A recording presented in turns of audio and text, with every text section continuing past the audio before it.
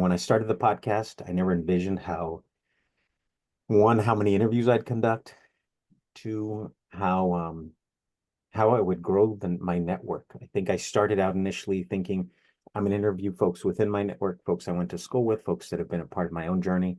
And I've been incredibly blessed because those individuals have connected me to additional folks. And so the network is really expansive. It's this beautiful thing. And I'm really excited as always, I'm always excited to share the stories. Today is someone I've never met. This is our first time meeting. This is our first conversation, but I'm excited. I'm eager to hear her story. And so, Susan, would you mind introducing yourself to our audience out there? Sure. My name is Susan Saucedo, also a Dr. Susan Saucedo. I'm a family medicine physician. Dr. Saucedo, thank you so much for joining us. Dr. Saucedo, I'm going to ask, may I call you Susan throughout the interview? Yes, please. Okay, Yes. thank you. All right.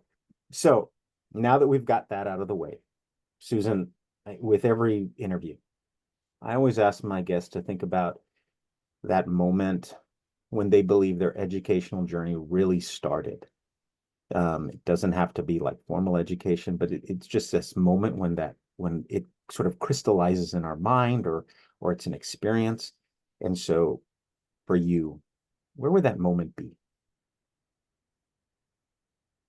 Uh, my third grade teacher was phenomenal. I think she got me interested in just academics in general. Her name is Mrs. Torres. She attended my medical school graduation, which was really lovely. But also, I think in fourth grade, I had a teacher who noticed, I guess, I was doing very well academically. I just, for some reason, couldn't test in to the more, I guess, to the higher level classes. And so I was not a great test taker. But this one teacher in fourth grade, Mr. Winfrey, would ask me periodically that why wasn't I in the higher level classes? So I think sort of around that time, I started to notice that I was interested in academics and I did, enjoy it and I was sort of good at it. I appreciate that. And I love that because I think like a lot of my guests have talked about that teacher that saw something in them, that maybe saw something in them that maybe they didn't see. And certainly I think when we're young, when we're like in third or fourth grade, I don't know about you. I wasn't necessarily, I was thinking I wanted to be good in school or be a good student, but any sort of aspirations beyond that never sort of crossed my mind. You have this teacher that identifies something in you, something special in you. At that point, you know, what was the messaging you were getting at home around education? Was education something that was incredibly important and instilled in you from your family? What was that messaging like? I think my parents expected us to just do what we had to do, to work hard.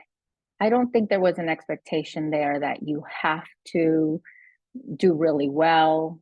It was more of a I do my job, you do yours. And your job right now is to go to school and do your best.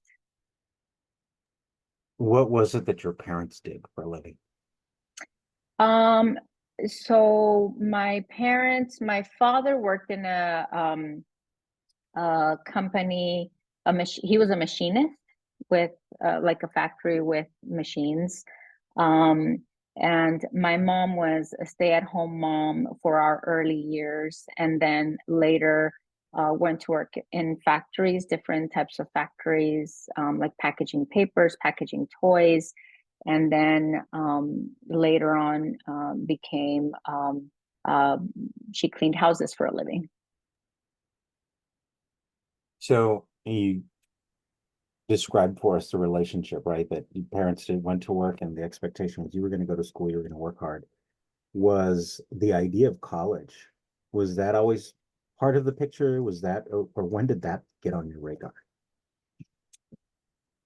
It was not always on our picture. My both of my parents immigrated from Mexico, from Zacatecas, and my father had a sixth grade education. My mother had a third grade education. My mom speaks Spanish only, and my father spoke very little English. Um, and so, no, I don't think it was an expectation, definitely not from my parents or my family or my surroundings. I think I first got interested in college when I was in high school. I think for two main reasons. Again, to give teachers credit, because I had this one teacher, my chemistry teacher, who got me involved in the math and science upward bound program, which I didn't know about at all, and nobody had ever told me. But my chemistry teacher, and this was in 11th grade, she told me about this program, and she thought that it would be really great for me and that I should apply. And so I did apply, and I think that program was tremendously helpful. And I mean, sometimes I think of all the things that have happened for me to have been able to make it to where I am, but that was definitely very instrumental, I think, in getting me to college at the very least. They helped me with college applications and motivating me to apply everywhere. So that was one. The second one was my older brother. I come from a family of five. I have two brothers and two sisters. And my oldest brother did apply to college, and he actually ended up going to USC. And so I think there's always been a bit of a, I think growing up, I definitely saw the differences in how boys and girls were treated, especially in my household. And I think my way of rebelling against those expectations was to do as well, if not better, than my brother. So I'm grateful that he was a good kid, and I'm grateful that he went to college, because I felt like if he could do it, I could do it. And so I think those two things really helped get me into college. You yeah, you didn't necessarily hint at something, you pretty much straight out said it, right? There's some differences between how boys and girls are treated. So, Mhm. you talked about your brother going to college, going to USC. You know, what were maybe the expectations for you from your family? Um, well, just eh, basically, for example, cleaning. That's just the expectation. You have to clean the house, you have to tend to the house, you have to cook. So cooking and cleaning, those were definitely expectations for myself and my sister. But they were not expectations for my older brother. My older brother had different expectations. We also had to, um, yeah, stay in the house, and he didn't have to. And so I think yeah, that's just the way it was, and that's just the way we brought up. And I think early on, both my sister and I rebelled at that a bit. We didn't think it was fair that we had to cook the tortillas for my brother, and he got to sit at the table and just wait for his food to be served, while we had to serve ourselves and serve everybody else, and then clean up after. So we just saw that there was not, although that's just the way we were brought up, that we didn't see that as very fair. This is certainly not uncommon. This is something that I've heard from a lot of my female guests about these sort of the expectations and inequality, I think, of expectations. So here you are, let's say high school, Susan, right? And you have an older brother and he aspirations of going to college, goes to USC. What is it that you aspired to do or to be at this point? What are you entertaining? I knew that I was interested in science. I thought I was very curious. I enjoyed it. I was good at it. So I felt like I could do something within that field. And um, I didn't I didn't really like, for me it was just math, science, or English. Those were the three big things. And I was not good at English, still not great. English was my second language. I transitioned in third grade. And so I thought, science sounds great. And so I was thinking about doing something within the sciences. So I started thinking about that in high school. And then once I was in college, it sort of solidified. I majored in biology. I also majored in Spanish. I ended up double majoring, but um, so I thought maybe I'll become a science teacher or maybe I will become a doctor. And so those were two just very broad interests. I love that. Thank you. You're so you have these interests. You're certainly interested in pursuing higher ed, doing schooling. You have these ideas about science, maybe medicine. When it came time to apply to school, what was that process like for you? Was there a dream school in mind, or was it really anywhere that'll accept me? What was that process like for you?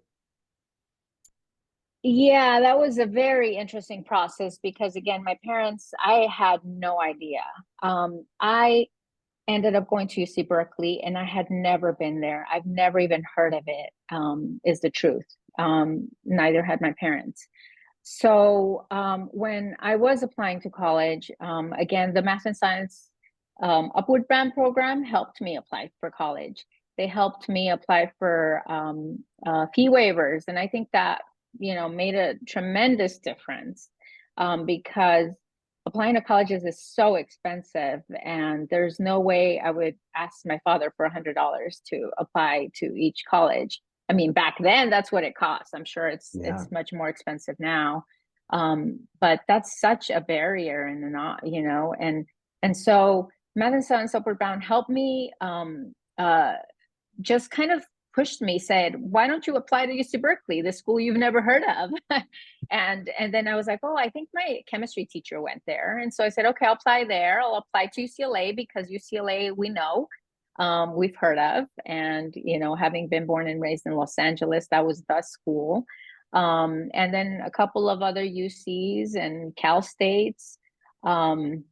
But I think, yeah, that program helped me tremendously. But it was really, really challenging, I think, because even the little things like typing out your application, I didn't have a typewriter, I didn't have a computer, I didn't have somebody to proofread things for me or give me any suggestions. I think ultimately I was able to find, a school counselor who could help me proofread some things, but I would have to go to the library to use their typewriter to be able to complete those things. I I empathize with you. I think I was in a similar situation. I didn't have a computer, and I remember for Christmas my senior year I got a typewriter. My parents purchased a typewriter so that I could work on my college applications. And you're right, I think regardless if you're coming from a family that doesn't have a lot of means, right? But for you, you had, maybe not the means, but also your parents didn't exactly know the process, right? What to do, or how they could help you, support you through that. Did your brother play a role in that? Did he help at all when you were applying? Not much. No, I don't think we talked about it very much. I think we were just kind of working in our own little world where he did his thing and I did mine. And he's 2 years ahead. And so Mhm. by the time that I was getting ready to apply to college, he was busy working and going to school and commuting. So I didn't really feel like I had that or that he had the time to be able to give me for those things. So yeah, not really, but interesting you say about the typewriter because I asked for a typewriter for Christmas when Christmas as well, and I just really, really wanted a typewriter, and my parents got me a toy typewriter, and I was Ah, so disappointed. But I mean, it's just they just didn't know. They didn't yeah, have the money to be able to buy that. I mean, that was such a huge purchase, and it was yeah, it was such a luxury at that time. yeah. No, absolutely, absolutely, I agree. Here you are. You decide to go to UC Berkeley, correct? I did, yeah. What was the deciding factor for you? Because you said you applied to UCLA, a couple of UC schools and Cal State schools. What was the deciding factor to get you to Berkeley? So two things. I had heard that UC Berkeley is a good school. like a prestigious school, and I thought that sounded nice. I was like, oh, it sounds like a great school. But the other thing is actually they waived my application fee. That was such a big thing. I know, and again, it was not very much, Mhm. but I want to say that when you are accepted to a college, they charge you to put in a deposit or money in terms of like interest. And I again, it was like $100, and I think Berkeley waived the fee so I could send in my intent to register. And but they said, but you don't have to pay anything. And I think for UCLA it was $100 or something like that. And so I translated that to mean that UC Berkeley was going to give me more financial aid. Yeah.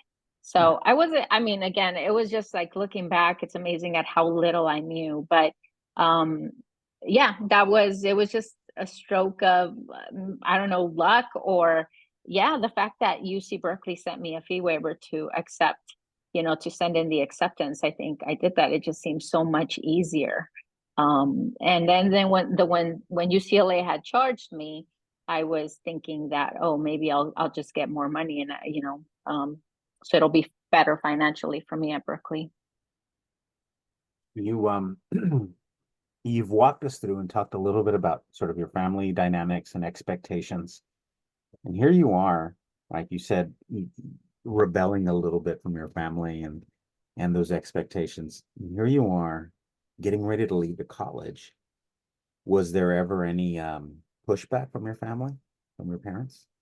There wasn't. I think in that regard, my parents were always really supportive. I think, um, yeah, I've never seen my mom cry like the way I saw her cry when she left me at college. Um, so it was hard for them to let me go, but they did, Yeah, and they've always been very supportive in that regard. I love that. Yeah, so there was no there. At least I had a very, I had a supportive family. So That's good. yeah. What was the transition like? Here you are, and I don't, you didn't, you didn't really speak about what your high school was like. You had some supportive teachers that saw potential in you, but still, I imagine the transition from your high school to UC Berkeley was a dramatic one, was it?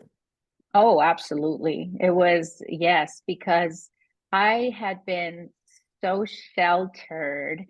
Um, I mean, it's interesting because I see my kids now and I feel like they are sheltered, but in such a different way than I was. I grew up in a community called Lenox in LA, and it's near the airport, and it's a predominantly immigrant community, and specifically, it's the overwhelming majority are either Mexican or Central American. Everybody speaks Spanish. Everybody's kind of in the same boat, if you will. And so everybody has similar homes and similar upbringings. And of course, when I went to UC Berkeley, it's so different. Uh, there's, it's predominantly Asian. I felt like I had two roommates. One was half Japanese, half Vietnamese, and the other one was Chinese. And I had no exposure to any of their cultures, and it was just so different. The food and how they study, everything. So starting from, my roommates who, yeah, I got along with really well, but it was just so different. And also of course the foods, and yeah, just everybody. It was overwhelming. It was overwhelming, and Berkeley's such a special place. It's so different. And so although there were times that I would appreciate it, I just did not feel at home. I felt very uncomfortable. I was sad. I missed home. I missed my family. I missed my community. And yeah, I thought, the first 6 months, I was planning on making a transition to UCLA. It was a matter of time before I thought, okay, I have to transfer. I can't live here. It was just so, so different. So yeah, that transition was very difficult. So how did you do? How did you, because here you are, and it sounds like you're getting ready to leave. How did you make it? Um, I don't know. I feel like because I stuck it out for like 6 months, that just time had me, allowed me some time to settle, and to not feel as overwhelmed and to just kind of take it in a little slower. So I think time. Also, there was support from, again, like teachers, um, especially within the like Latino community, like the Raza Center.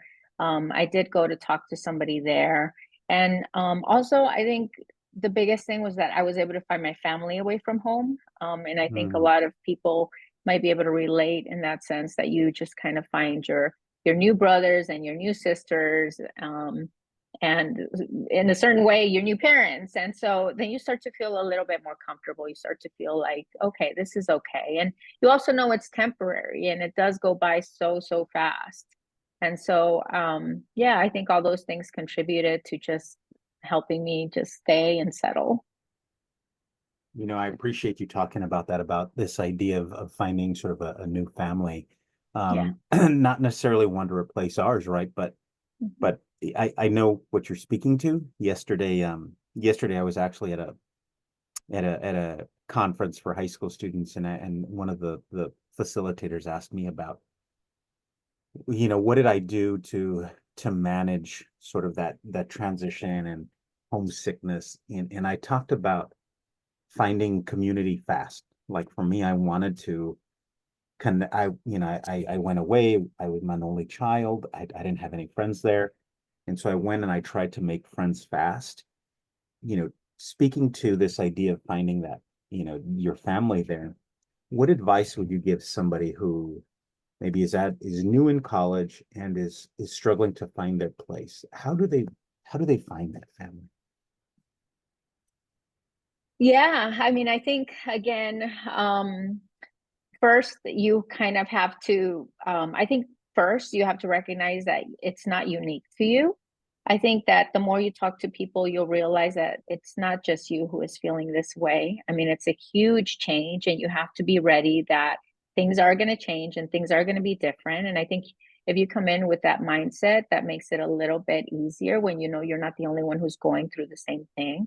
So I think that's one, maybe talking about it, because you'll come to find that a lot of your friends, or the people surrounding you, are feeling the exact same way.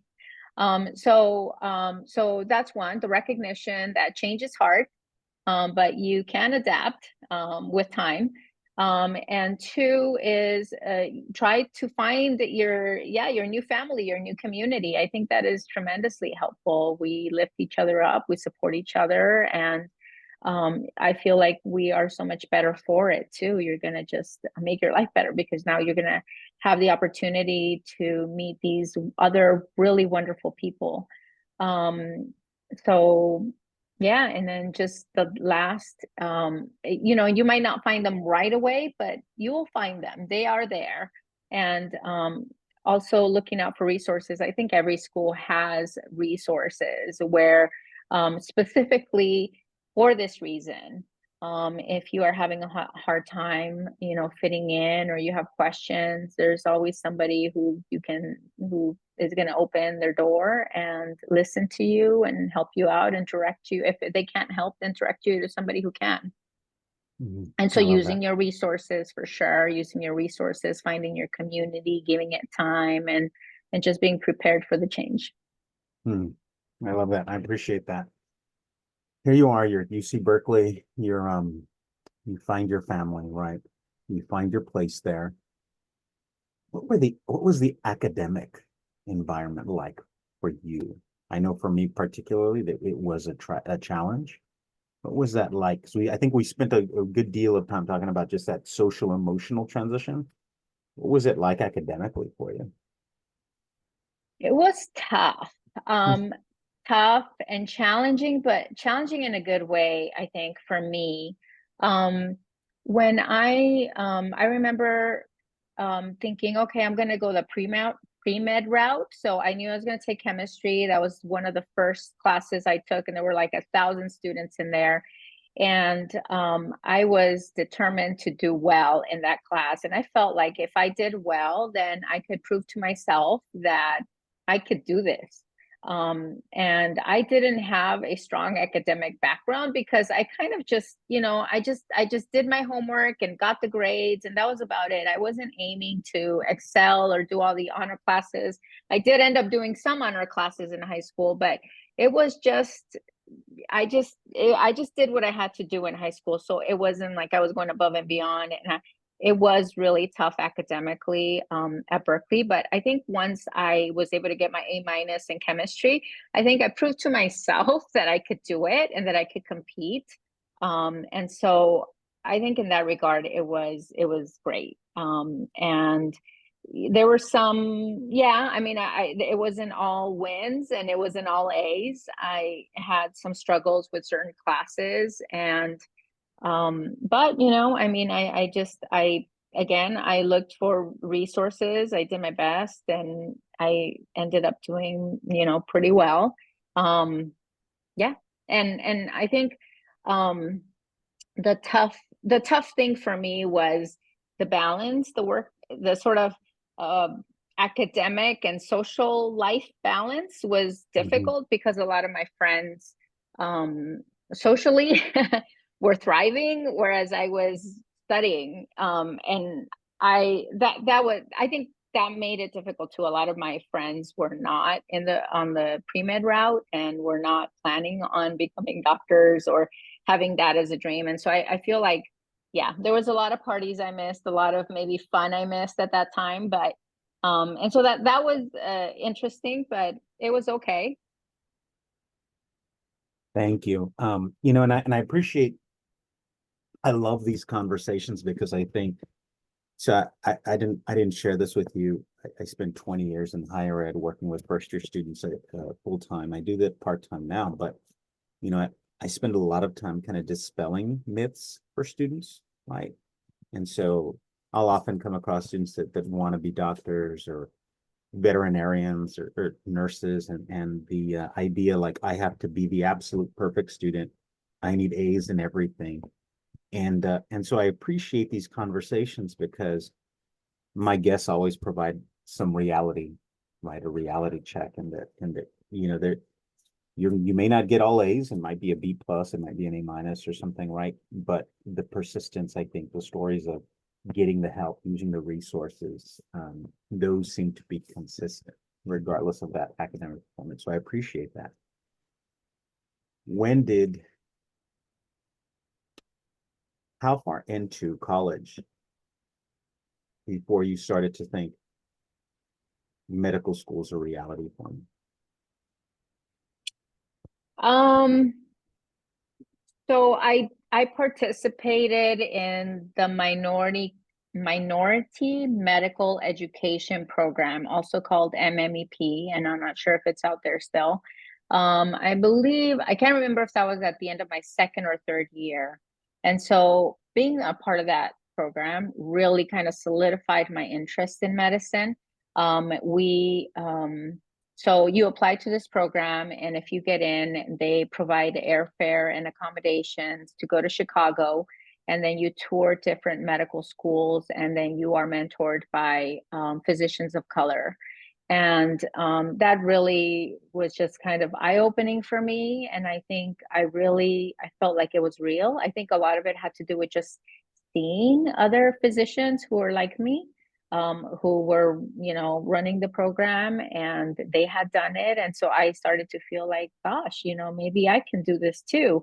And so I think that was a big sort of push forward. But to be honest, like I graduated, I took 5 years at Berkeley, and I graduated college still not 100% sure that I was going to go. I was still thinking I'm either going to be a doctor or a teacher. So even after graduating college, I was still kind of like, maybe I'll be a doctor, maybe I'll be a teacher.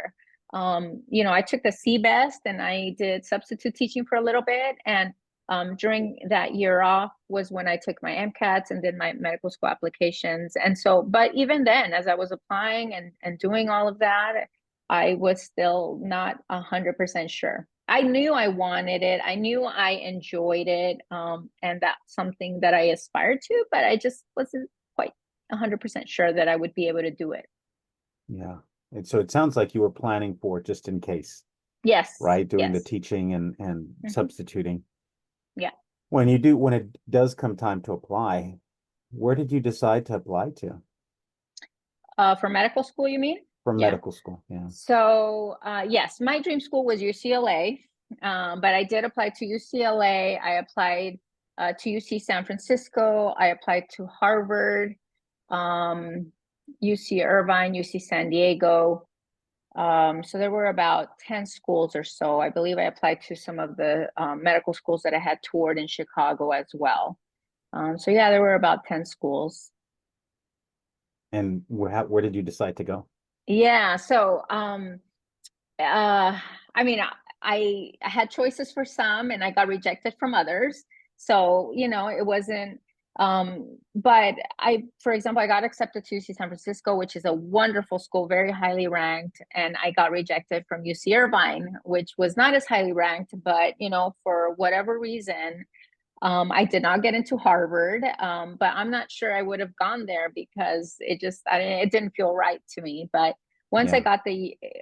got the acceptance letter to UCLA, I knew for sure. There was just no doubt in my head that I would go anywhere else. That was my dream school, and so there was nowhere else but there. So that's where I chose to go. That was an easy choice for me, actually.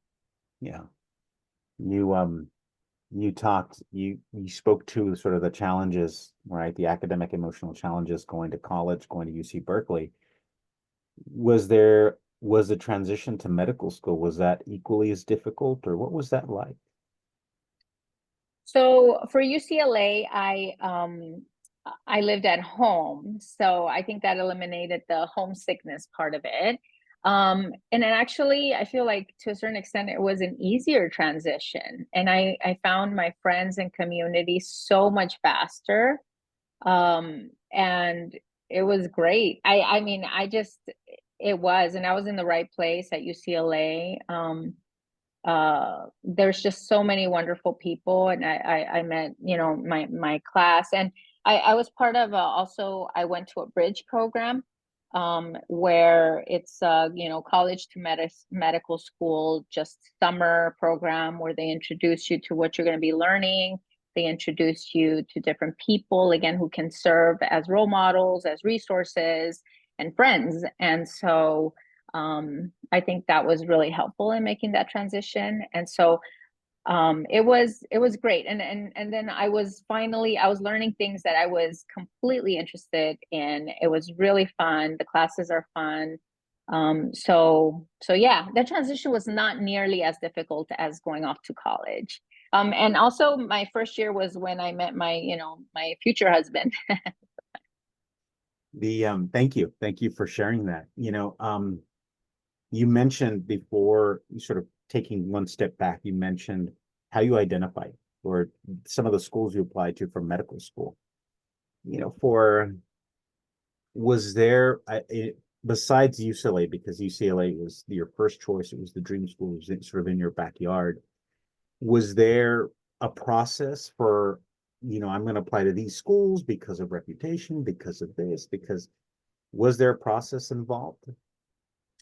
There was, Hmm. because again, it's expensive and you Yeah. have to narrow it down. I mean, if you have a lot of money, you can apply everywhere and then make your choices based on where you're accepted. But yes, it's expensive to apply. So you have to really think about where and which ones and where you're willing to go and things like that. But reputation did come into play.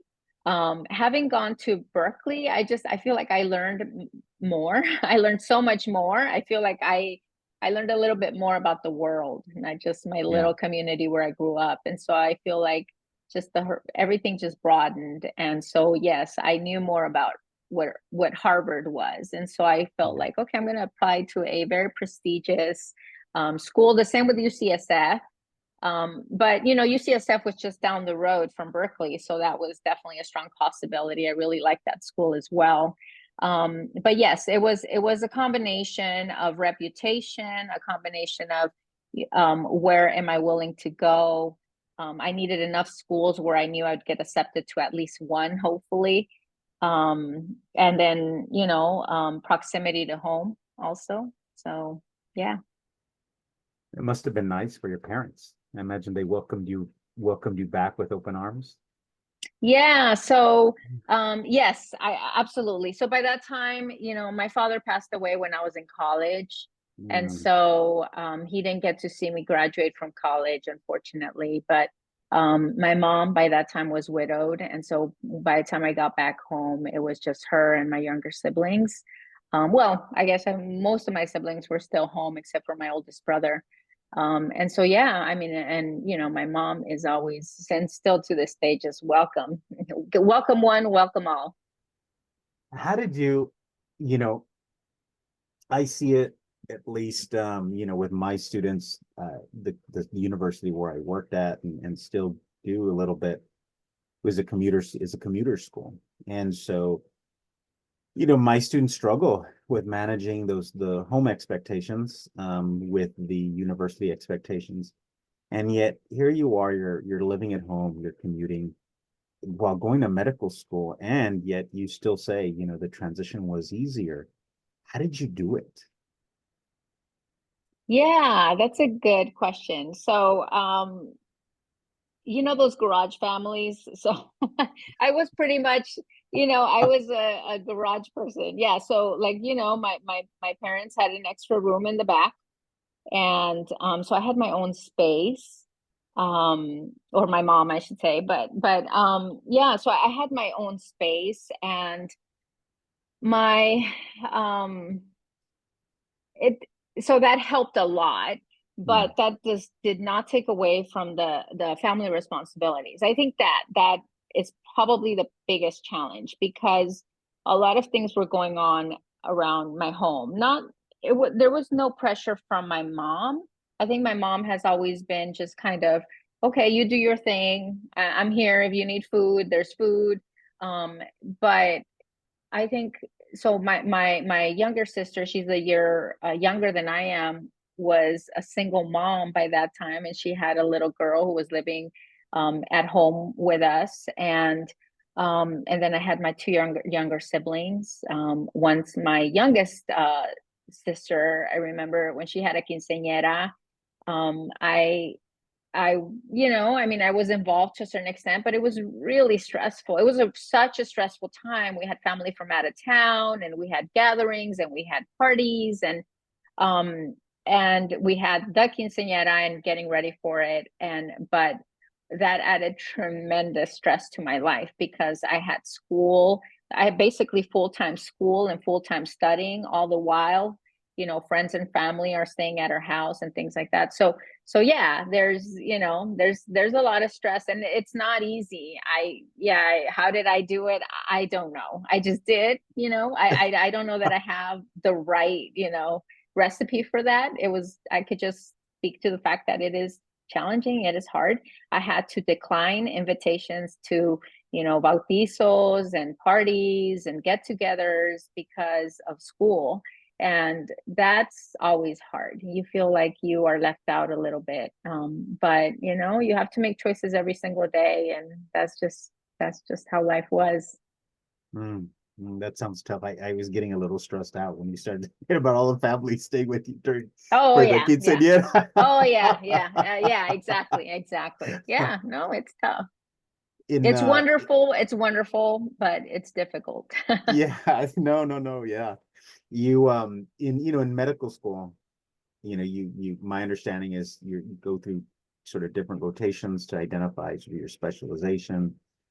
Did you know you wanted to practice family medicine, or was that also something that you sort of came to while you were in medical school?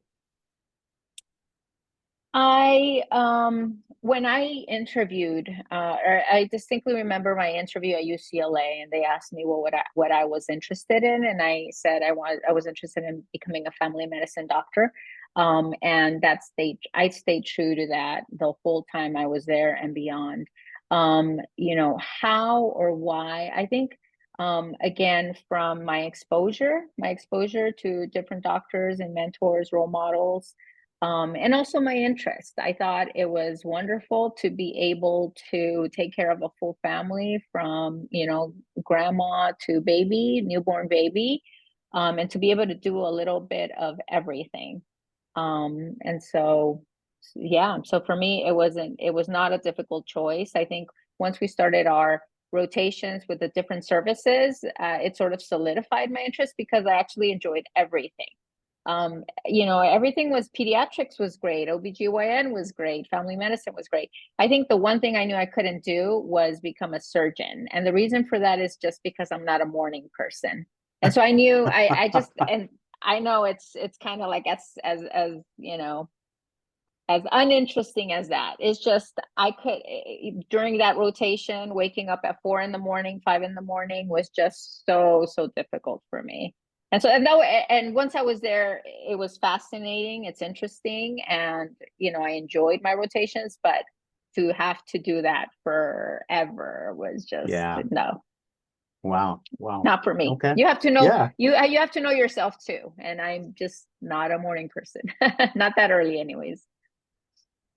How long have you been practicing medicine?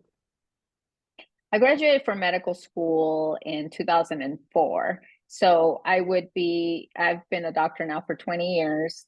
I I have two fellowships and an MPH. So after I finished my family medicine training, I did a fellowship in teaching because again, teaching was always something I was interested in. And I figured maybe I could just teach residents. And so I did a fellowship at Harbor UCLA with the family medicine program. So it's an extra year where it's a teaching fellowship where I was just interacting more with the residents and coming up with teaching programs and things like that. And then after that, I applied to another program and the Commonwealth Fund Harvard University Fellowship in Minority Health Policy. And that fellowship is a combination of, again, a fellowship, extra training in minority healthcare, combined with a master's in public health from Harvard. And so after I completed my fellowship at Harbor UCLA in the South Bay, not Harvard, Harbor UCLA. Then I went to Harvard, to Boston, to get my master's in public health. And so I did that. And after I completed that, I started practicing in they're called FQHCs, a federally qualified healthcare center. So, Mhm. where more like indigent populations go. And I practiced that in Boston. And that was around 2009. And all through after that, a number of different, jobs in different locations. I got married in the interim and had children. And so now I'm working part-time.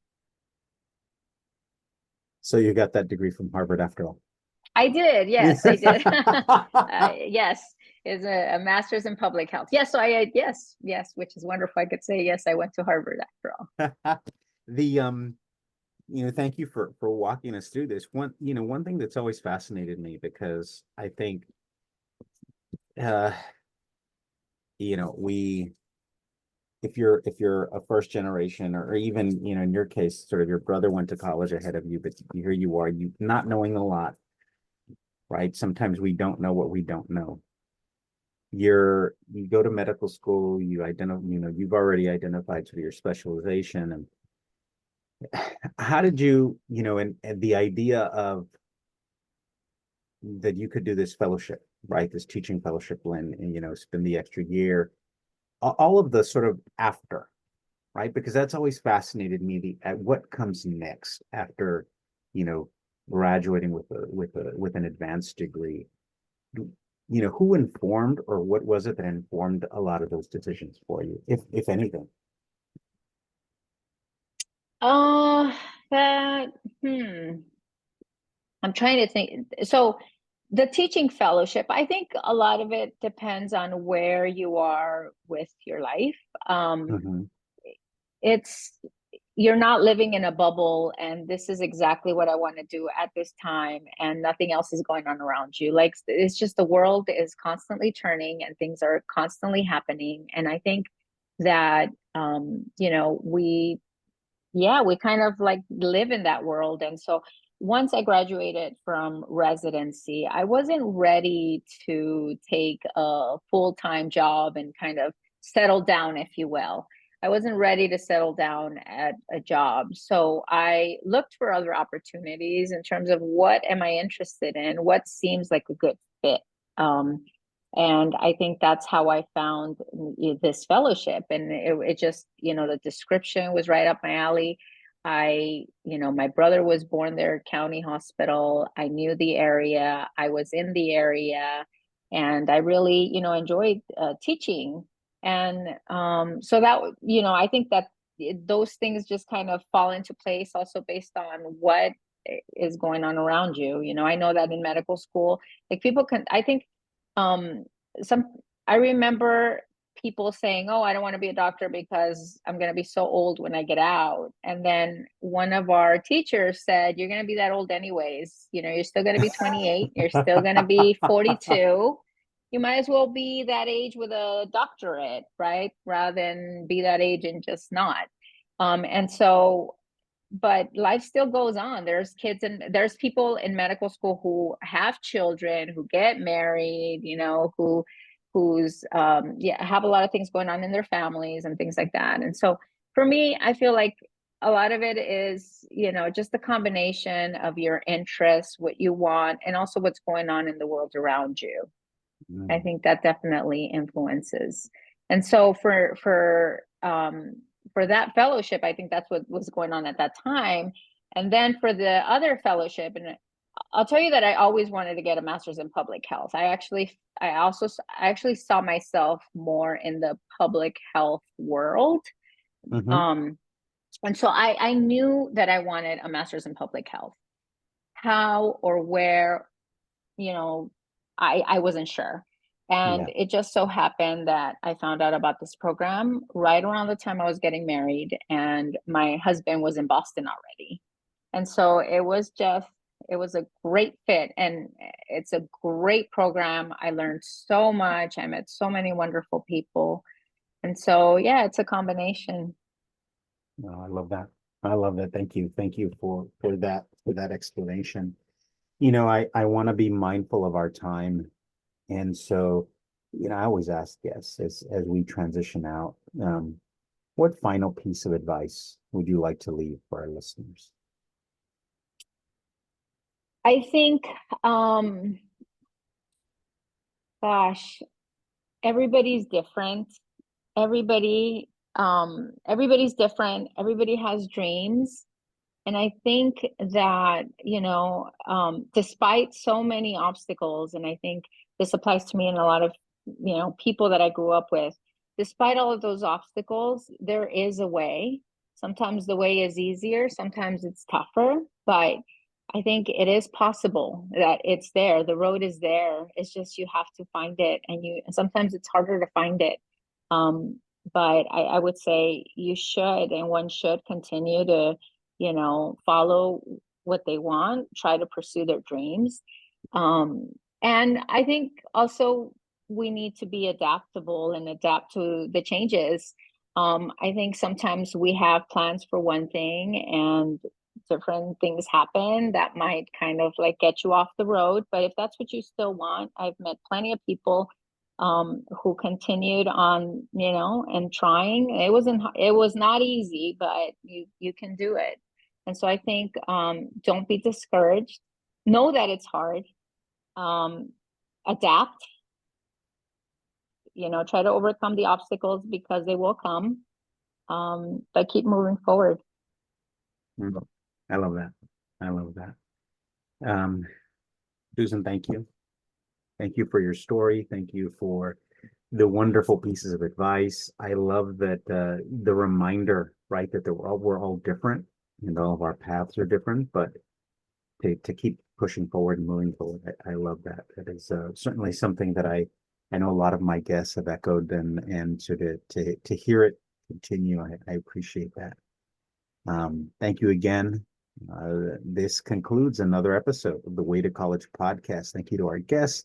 Thank you to all of our listeners out there. Please make sure you subscribe, rate, all of that good stuff, and do me a favor and share the podcast with one other person. I'd appreciate it. Thank you, and we'll see you again soon. Bye-bye.